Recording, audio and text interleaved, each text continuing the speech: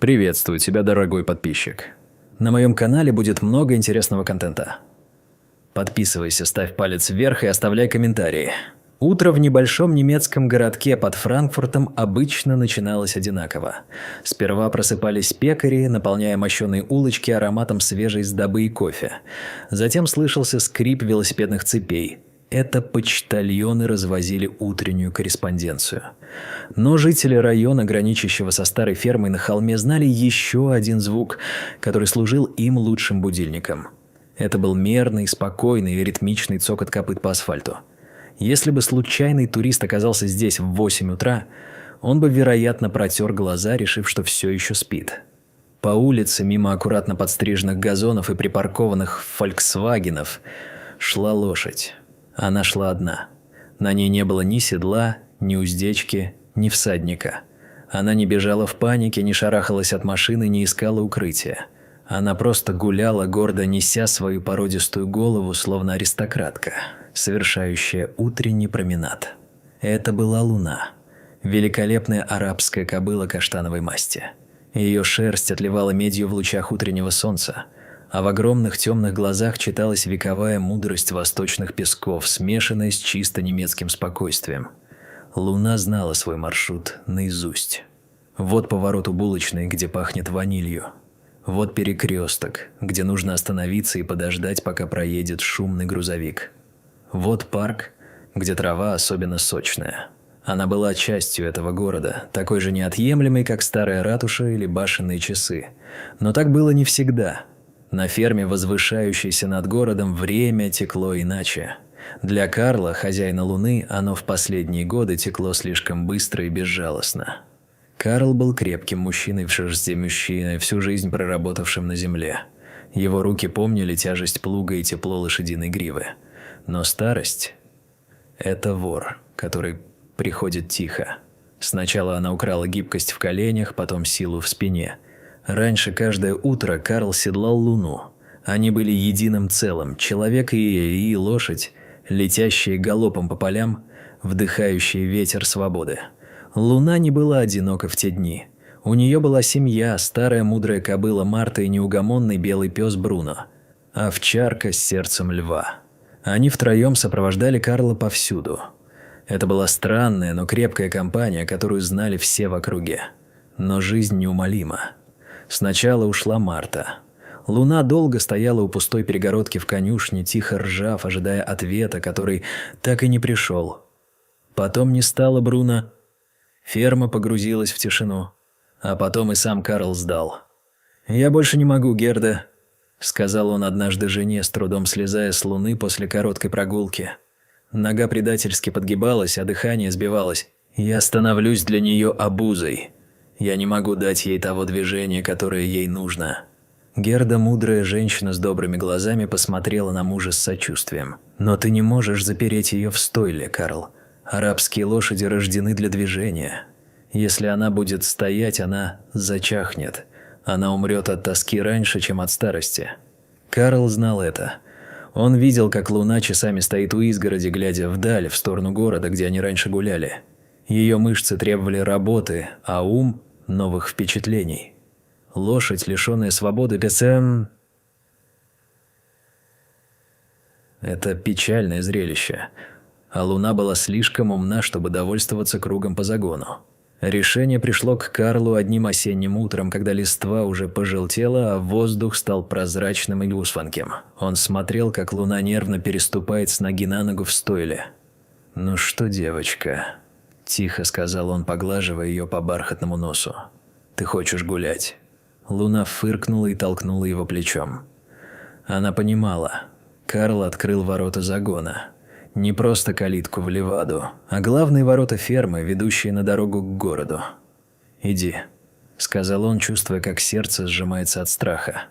«Только возвращайся». Луна сначала не поверила. Она сделала несколько шагов, вышла на гравийную дорожку и остановилась. Оглянулась на Карла. В ее взгляде был вопрос.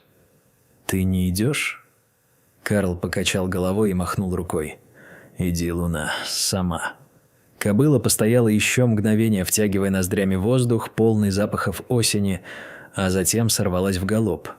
Карл зажмурился. Правильно ли он поступил? Не безумие ли это – выпустить полутонное животное в город? Первый час был самым долгим в жизни Карла. Он сидел на крыльце, сжимая в руках остывшую чашку кофе и ждал звонка. И телефон зазвонил. «Карл, это фрау Шмидт. Твоя лошадь у меня под окнами. Она сбежала...» Голос соседки дрожал от возбуждения. «Она не сбежала, Марта», – спокойно ответил Карл, хотя внутри у него все дрожало. «Она гуляет. Не бойся, она никого не тронет». «Но... она одна?» «Да, она просто гуляет». Звонки продолжались все утро. Почтальон, водитель автобуса, учитель местной школы. Карл терпеливо объяснял каждому одно и то же. А потом, ровно в 12 часов, когда церковный колокол пробил полдень, Карл услышал знакомый звук. Цок-цок-цок. Он поднял глаза.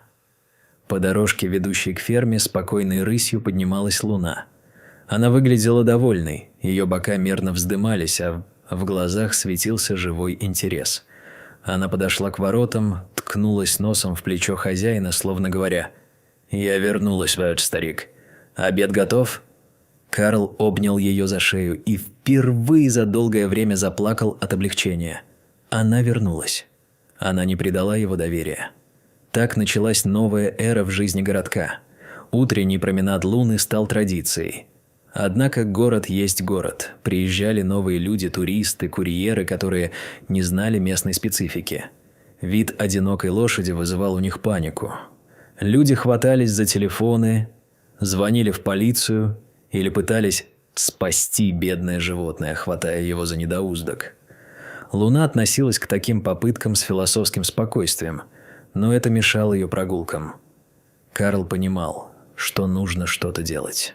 Однажды вечером он взял кусок кожи, маркер и написал короткое послание. Он прикрепил табличку к недоустку Луны. На следующее утро она вышла в город с официальным документом на шее. «Меня зовут Луна, я не сбежала, я просто гуляю». Эта простая надпись изменила все. Теперь, когда прохожие видели лошадь, они читали табличку и расплывались в улыбке. Страх сменялся восхищением. Люди останавливались, чтобы сфотографировать ее на почтительном расстоянии. А местные жители начали воспринимать Луну как своего рода почетного гражданина. «Гутен Морген! Луна!» – кричал ей мясник, выходя на перекур. Иногда он выносил ей морковку. Луна вежливо принимала угощение, аккуратно беря его мягкими губами, чтобы не задеть пальцы. Конечно, она не была ангелом. У Луны были свои маленькие слабости. Самой большой из них были розы фрау Эльзы. Фрау Эльза гордилась своим палисадником, где цвели лучшие розы в округе.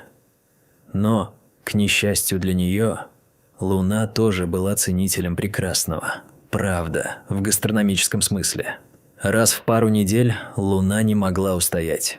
Она подходила к низкому заборчику, вытягивала шею и аккуратно, словно дегустатор, скусывала самый красивый бутон. Фрау Эльза ругалась, грозила ей полотенцем, звонила Карлу с жалобами, но в глубине души все знали. Она не злится по-настоящему. Карл исправно присылал ей в качестве извинения банку домашнего меда или корзину яблок, и инцидент был исчерпан до следующего раза. Более 10 лет Луна ходила одним и тем же маршрутом. Ни одного ДТП, ни одной травмы, ни одного проявления агрессии. Она стала символом спокойствия в суетливом мире. В тот день погода была ветреной. Ветер гнал по улицам сухие листья, а небо хмурилось серыми тучами. Томас был здесь недавно. Он переехал из шумного Берлина в поисках тишины для своей семьи, но пока находил только стресс. Ремонт в доме затянулся, на работе горели сроки, а его маленькая дочь Эмма плакала уже вторую неделю из-за режущихся зубов. В то утро Томас решил, что ему нужно проветриться. Он усадил Эмму в коляску, взял с собой 2 своих собак, нервных Джек Рассел-терьеров, и пошел в парк. Прогулка не задалась. Собаки тянули поводки, путаясь под ногами, ветер задувал в уши, а Эмма начала капризничать почти сразу, как они вышли. Ее плач перешел в истерику. Томас качал коляску, пытался дать ей соску, но девочка заливалась слезами, ее лицо покраснело. Томас чувствовал, как внутри закипает отчаяние. Он остановился на аллее, пытаясь успокоить собак, которые начали лаять на пролетающую ворону, и одновременно укачать ребенка. И тут он услышал это. Цок-цок-цок. Он поднял голову и замер. Прямо на него по аллее шла лошадь. Огромная, коричневая, без всадника. Первой мыслью Томаса было: «Она сорвалась с привязи, сейчас она нас растопчет». Его городские инстинкты закричали об опасности. Собаки, почуяв крупного зверя, залились звонким истеричным лаем, рванувшись вперед. Томас с трудом удержал поводки, и его руки побелели от напряжения. «Тихо!» «Фу!» – крикнул он собакам, пытаясь закрыть собой коляску. Эмма, испугавшись лая и напряжения отца, закричала еще громче. Это был хаос. Лай, плач, ветер и приближающийся полутонный зверь. Луна остановилась в 5 метрах от них. Она не испугалась лающих собак. Она видела псов и пострашнее. Она не испугалась кричащего мужчины. Ее внимание привлек другой звук – плач ребенка. Томас видел, как лошадь повела ушами. Она смотрела не на него и не на собак. Она смотрела на коляску. «Уходи, пошла прочь!» – крикнул Томас, чувствуя себя беспомощным. Он не мог убежать с коляской и 2 собаками. Но Луна сделала шаг вперед. Потом еще один. Медленно, плавно, словно плыла над землей. Томас затаил дыхание.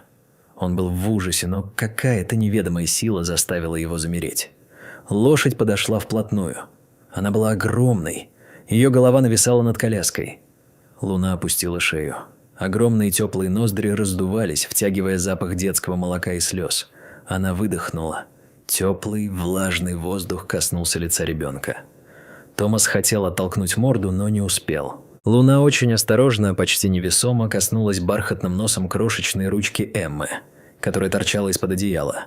И произошло чудо. Эмма замолчала.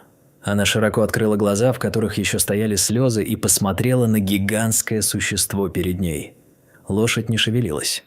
Она просто дышала рядом, излучая спокойствие, тепло и какую-то древнюю материнскую доброту. Девочка тихо засмеялась, заливисто и чисто. Томас стоял, боясь пошевелиться. Его страх испарился, уступив место благоговению. Он увидел табличку на шее лошади. «Я не сбежала. Я просто гуляю». «Ты просто гуляешь?» – прошептал он. «Ты невероятная».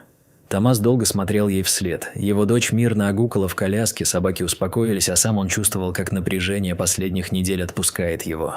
Эта история быстро разлетелась по округе. Она добавила новый штрих к портрету местной знаменитости. Теперь люди видели в Луне не просто забавный курьез или милую традицию, а нечто большее. Она стала ангелом-хранителем этих улиц.